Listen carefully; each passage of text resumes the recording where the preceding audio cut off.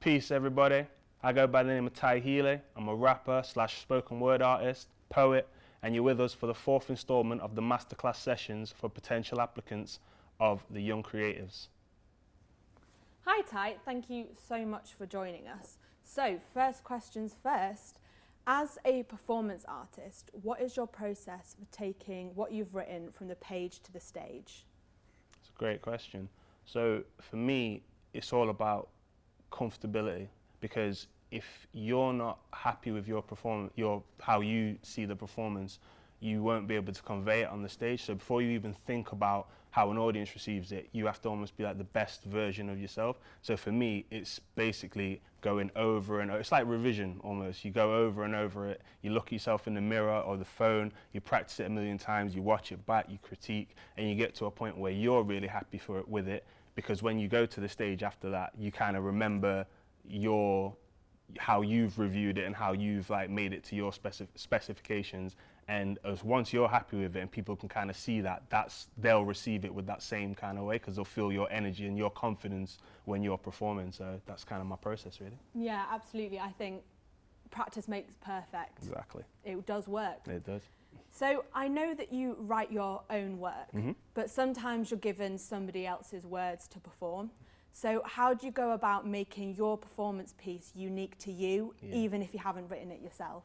So best way I can describe that is kind of like, most of the time when you're given those kind of assignments, you've been selected for a certain reason, whether it's your delivery, your style, and just like your vocal performance, really. So kind of what I do is, like, when I'm given an assignment that's not necessarily my words, is I try and like put myself in the position of the writer, for example. So if it's something that needs to be really emotive and stuff, before I try the recording attempts, I like really read what I'm given and kind of like try and put myself in that space, almost because you want it to be as like genuine as possible. Do you know what I mean? So anyone who is listening to it could almost believe it was you who wrote it, kind of thing. So yeah, you just want to come across really genuine. So I think the best way to do that is really like, don't look at it like a paid assignment and whatnot. Like really like care for it as if it was your own art, because once you do that and you deliver it in that way, the person who initially wrote it will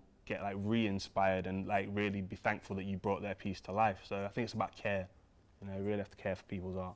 Yeah, that's definitely true. And I think the judging panel for these awards, they're going to be able to tell whether you're being you or whether you're trying to say someone else's words as your own. You've just got to own it and be yourself, and that's how you're going to do your best monologue. Absolutely. So more practically, have you got any tips on how you can film yourself at home? Because obviously these monologues are going to be filmed by people in their own homes and they might not have a lot of equipment. Of course. I mean, the thing is as well, like, you know, not everything has to be big lights, big productions and whatnot. For me, one thing I got was there's a little, it's like a little chop of wood from IKEA, and it's like got a perfect groove in it that you can like put your phone in, so it almost becomes like a tripod. So basically all I would say is get one of those or something similar to that to just proposition the phone in a way where you can use like the selfie camera to look at yourself, so you kind of like see what you look like on camera. Because again, going back to that first answer I gave you, it's about being comfortable. So, you know, just make yourself comfortable when you're on there, and yeah, like I say, don't worry about the pressure of it all, because it is just you. Do you know what I mean? Like, I know we are our own worst critics and that, but at the same time, we're not gonna slate ourselves to death, are we? So yeah, it's just about just being comfortable and yeah, just put it in a way where you don't mind how it looks, because then essentially when you go to send it on, again, the judges will be able to see like, oh look, the confidence is there, the comfortability is there, and it's just it just gives you the opportunity to kind of like do it in your way, kind of thing. So yeah, just yeah, be efficient but don't stress. Yeah, I think filming some of these other Q&A sessions, I've had laptops balanced on books, on pillows, and it really doesn't matter, because what we're looking for is your performance, and as long as we can see your face, then it doesn't matter what fancy technology you've got. 100%. So great words of advice there. So lastly, what last bits of advice would you give to any young writers or performers?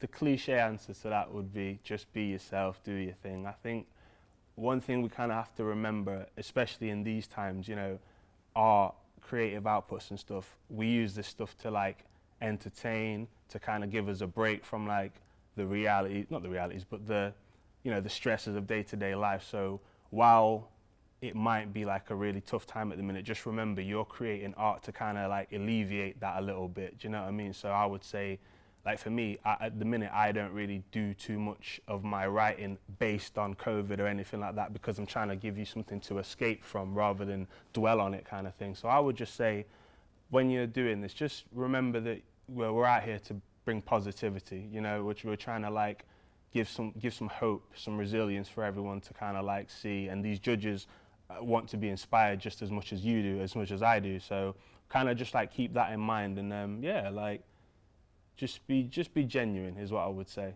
regardless of what your piece is about. It could be about anything. Just be genuine, and I do believe if you bring that across, you will impress everyone. I completely share that view. I think that's a great last piece of advice to end on. So thank you so much, Ty, for coming to join us. It's been so great to hear your perspective. Thank you. Appreciate it. Thank you for having me.